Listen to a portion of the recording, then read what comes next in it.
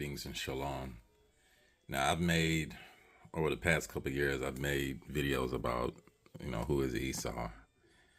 And I know there's a certain group of Israelites or Hebrew Israelites or pro-black Israelites that like to believe that we just come from slavery, but they never touch on the secular aspect of our history when we ruled in Europe, Asia, Africa, the Americas, and so forth. And I do believe that's just the missing link that they never touch on, because just like, certain camps, not all, I'm not going to overgeneralize, they like to hook people in through the slavery indoctrination, I should say. But right here, we'll have a couple of sources, and these are written by Caucasian, and it got a couple brothers in here. But the first book is Who is Esau Edom?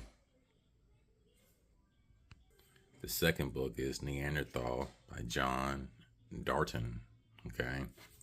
Of course, we have Michael Bradley, Chosen People from the Caucasus. Then we have Mr. Rufus Jimerson, real good book.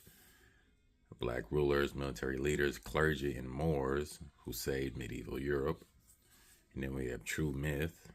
And of course, we have Timothy Husband, The Wildman, Medieval Myth and Symbolism. So we have a lot of these books, secular history, to attest who the Caucasian is throughout history. And a lot of brothers say, oh, the white man is Japheth. No. To be aboriginal, indigenous, you have to be a person of color. That's why J.H. Rogers stated, nature knows no color line. So obviously that when you really think about the scriptures, how the earth was repopulated, according to scripture, they were all melanated people. Recessive, light skin, or pale skin is a recessive trait. So they cannot be progenitors in certain land masses. They can't. This is why they don't have a homeland. But we're going to look at a couple of these books. This won't be a long video. But first, we're going to look at this book. Okay. Their Time Has Come. Neanderthal. John Darton. Okay. As we can see, this is the Edomite or Esau. And I'm not saying this. Okay. This author, John Darton, is saying this. So, oh, these Hebrew Israelites, oh, the white man is the devil. Oh, the white man is Esau. They know it. At least the ones who have common sense and study the real history of their people, they know it. Neanderthal. Right here. And the Lord said unto her, 2 nations are in thy womb, and 2 manner of people shall be separated from thy bowels. And the one people shall be stronger than the other people. Genesis 25 and 23. So obviously, this author is using biblical history with secular history. Now right here it states, June 9th, Chinese scientists are hot on the trail of a mysterious, hairy, wild man. I repeat, a mysterious, hairy, wild man, and have found indirect evidence that might prove the reclusive human-like creature is no myth. Okay, the Exena News Agency said on Friday, Reuters, 1995. So a mysterious, hairy, wild man, okay, that is no myth. Uh-oh, but look at this book, The Wild Man, Medieval Myth and Symbolism. You see how some of these people don't want the truth to come out, so they have to change it into a myth. Okay. So now we're in the book of Genesis chapter 25, verse 23. And the Lord Yahweh said unto her, 2 nations are in thy womb, and 2 manner of people shall be separated from thy bowels. And the one people shall be stronger than the other people, and the elder shall serve the younger. In the story, the Most High tells Rebekah this after Isaac prays for help because she is unable to bear children, Rebekah becomes pregnant with twins, and when they are born, the first is named Esau, meaning hairy, and the second named Jacob or Yaakov, meaning supplanter. Now in the book of Genesis chapter 27 verse 23 it states, "And he discerned him not because his hands were hairy as his brother Esau's hands, so he blessed him." There's always the emphasis on the word hairy, and I say this in a lot of particular videos that I've made because we have to use the context clues of what they're giving us.